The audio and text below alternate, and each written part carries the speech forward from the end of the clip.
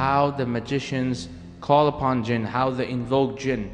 Because in our society we see people who claim to be Sheikh, Pir, Sufi Baba and all that stuff, but when you go to the reality, when you get to the home truth, you find that those people are in reality black magicians, and who are always involved in occult and mystical practices.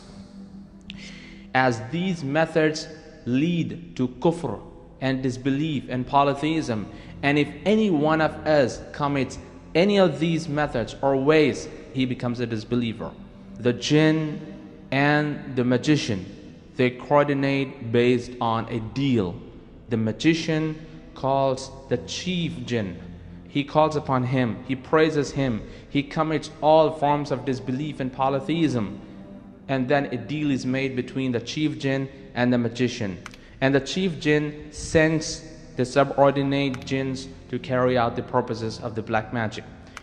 Because in many of the cases I saw with my own eyes that when the jinn was asked to leave the body, he said that I can't, I'm compelled because I'm forced by the magician and my chief.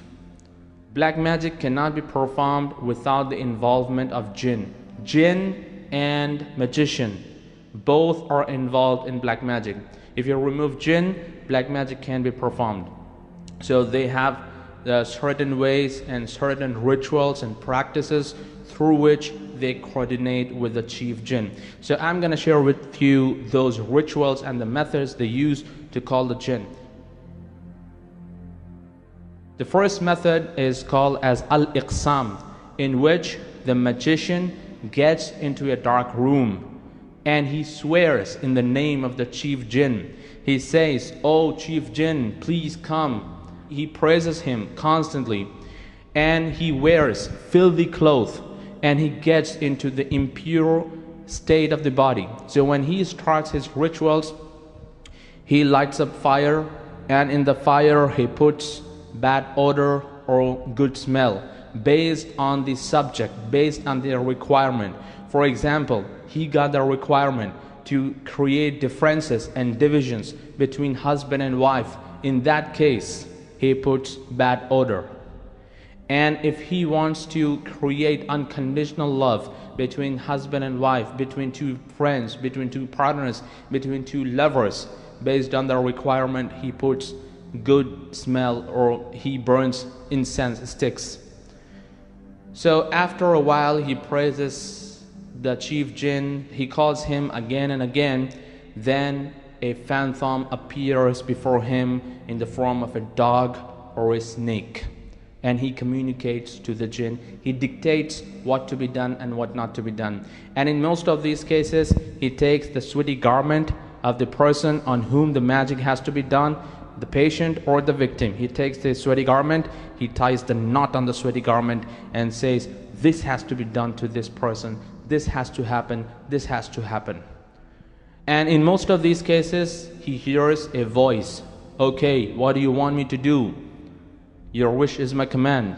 And then the magician says that this has to be performed, this has to be done, this has to be taken care of. So this is the first method. Now the second method, which is called as a-zabiha. They use this method as a way of slaughtering the animal in the name of the chief jinn. So they ask you, or the person who visits the magician, he tells the person to get an animal with certain specifications. For example, black crow, or black sheep, or black ram, or black pigeon, or an owl. They specifically ask for black color because jinn like black color, and they slaughter it in the name of the chief jinn. And they ask you or the person who visits them to put the carcass at a place where people don't usually pass by, because these are the places where jinn reside. These are the homes of the jinn. This is the second method. Now the third method, which is called as as-sufliya. This is the worst form of disbelief.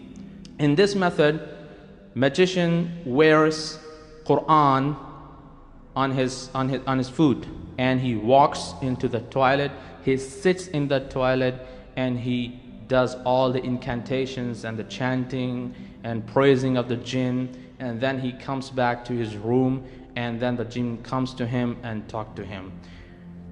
This is the third method. Now the fourth method, which is called as an-najasa. In this, the magician writes the Quran with the menses discharge or the dirty fluids. They use this blood to write the Quranic ayats, and this is how they please the jinn, and later the jinn come to them and talk to them, and they carry out the task. The fifth method they use is called as al-tanqis. In this, they anagrammatize the words of the Holy Quran. For example, my name is Abu Talha. So Talha, the reverse of the word Talha is Ahlat Uba. Ahlat Uba. So, for example, I have to say Allah, then the magicians say Halala. Anagrammatize, reverse. So the magicians use this technique, this way, to read the Quran, and this is how the jinn gets pleased with them, and they come at their beck and call to execute the orders and the task. The sixth method they use is called as at-tanjim. In this, the magicians believe that gods descend from certain stars. So they wait for those stars to happen on a particular date, on a particular time, and they believe that these stars appear once in a year, and they wait for that time, and they get into water up to the waist or up to the neck, and they look at the star, and they praise the star, and they chant the praising of the star, and they believe that the gods descend from the star. But in reality, in Islam, we believe that Allah subhanahu wa ta'ala has created stars for beautifying sky and for navigation purpose. It has nothing to do with the fortune.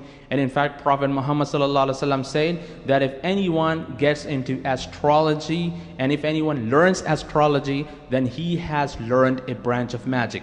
And if he gets more into that, then he has learned more magic. So one has to refrain from studying about the movement of stars and the calculation of fate and the fortune. And people even believe that if this star comes into this circle, then your baby will be good and your baby will be bad. So people believe in stars, and they believe that it all happens due to the stars. But stars are just a creation of Allah.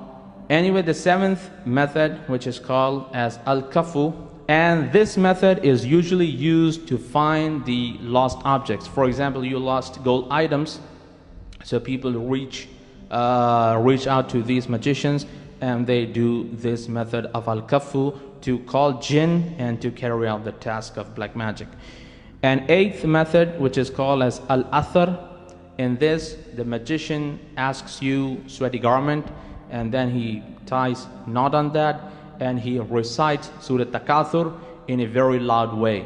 A'udhu billahi minash shaitanir rajim, bismillahir rahmanir rahim, alhaakumut takathur hatta zurtamal makhabir. Then he goes down, he goes silent, and then he rises again, and then he gives a jerk to the handkerchief, and if the knots, the distance between the knots increases, then he says that you're affected with jinn. If it decreases, then he says that you've got evil eye. So all the things happen with the coordination of jinn, and these are the 8 methods they use to call the jinn, and they have multiple methods. They have multiple methods, and they keep upgrading their methods. But the fundamentals of their ways and methods are these 8, and based on these 8, they keep increasing and upgrading themselves. They have multiple methods to call jinn, and more the person is into disbelief and polytheism, jinns come at his beck and call. If Allah subhanahu wa ta'ala doesn't help us, and if Allah subhanahu wa ta'ala doesn't take us in his refuge, then it's impossible to be away from these evil creatures. My reference point is the book written by Sheikh Abdul Salam Bali, The Sword Against Black Magic and Evil Magicians, and this is the best book on this subject. Some of the incidents are based on my personal experience. I saw with my own eyes and experience, because I used to go to every kind of magician, and even those magicians would come to our house, and we have experienced this in our life.